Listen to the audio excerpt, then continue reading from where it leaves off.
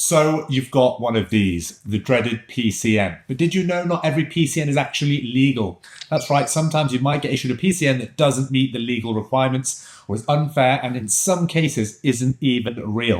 And it's important that you know how to identify this for yourself. So whether it's for a parking offence or a traffic offence, this video will help you identify whether your PCNs are legit, how to spot a fake, and most importantly, how you can challenge it. So let's get into it. So what makes a PCN legal? Well, for a penalty charge notice to be legal and enforceable, it has to meet certain legal requirements. Here are the 4 requirements. Number 1, the right authority must issue the PCN. So a PCN must be issued by a legitimate authority, like a local council or an authorized private parking operator. If it's issued by someone who doesn't have legal authority, it could be invalid. For example, if it's a private operator who's issued your notice, you need to first check if they are authorized. To be authorized, they must be members of an accredited trade association, and there are 2 main ones in the UK. The BPA, British Parking Association, and the IPC, International Parking Community. If a company is a member of either of these, it's authorized to issue fines. So your action, check the BPA or IPC logo is on the PCN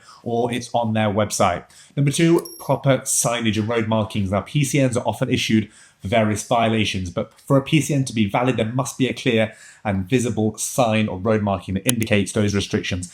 If the signs are hidden or damaged or unclear in any way, you may have a case to challenge your PCN. Number 3, the details on the PCN must be accurate. Now, a valid PCN must include specific information, including the date and time of the alleged offence, the exact location, the reason for the penalty, and information on how to pay or appeal the charge. If any of those details are missing or incorrect or unclear, the PCN could be considered invalid. And finally, number 4, the PCN must be issued in time. There are time limits on when a PCN can be issued. For example, a council must issue the PCN within 28 days of the alleged traffic violation. If they miss the deadline, the PCN may not be enforceable. Okay, so now you know when a PCN is legal and when it's not.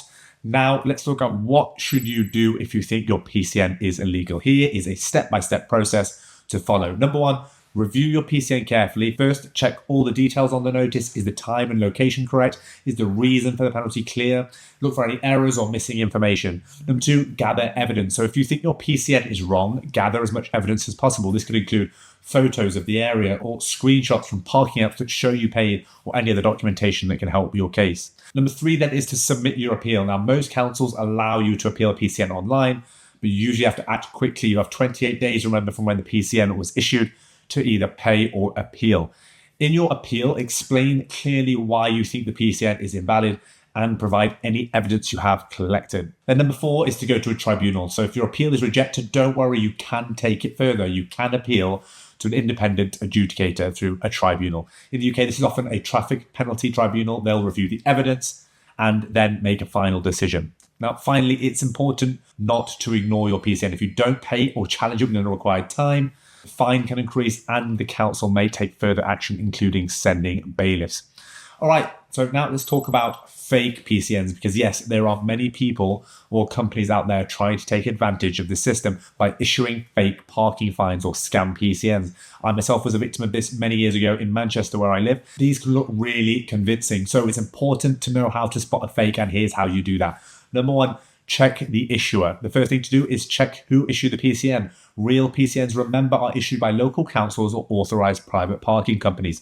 So if the PCN comes from a company you've never heard of, or it looks suspiciously unofficial, it could be a scam. So check if they are authorized in the same way I mentioned earlier. Next, number 2 is look for unusual payment methods. Be cautious if the PCN asks you to pay for an unusual method like a bank transfer or a dodgy looking payment website. Legitimate PCNs will provide secure payment options, such as paying through the official council's website. Number 3, dodgy emails or texts. Some scammers will try to send fake PCNs through email or text messages. If you get a PCN via email and you weren't even aware of an offence, be very skeptical. Don't click on any links in the email unless you're sure it's from a legitimate source. Now, if you receive a fake PCN, I recommend first not paying. Do not pay until you know if it's verified. There's a high chance that you won't get that money back. And number 2, contact the company who issued the notice to confirm their legitimacy and get proof that they are authorized. And if it turns out to be fake, you can report it to Action Forward, which is the national reporting center.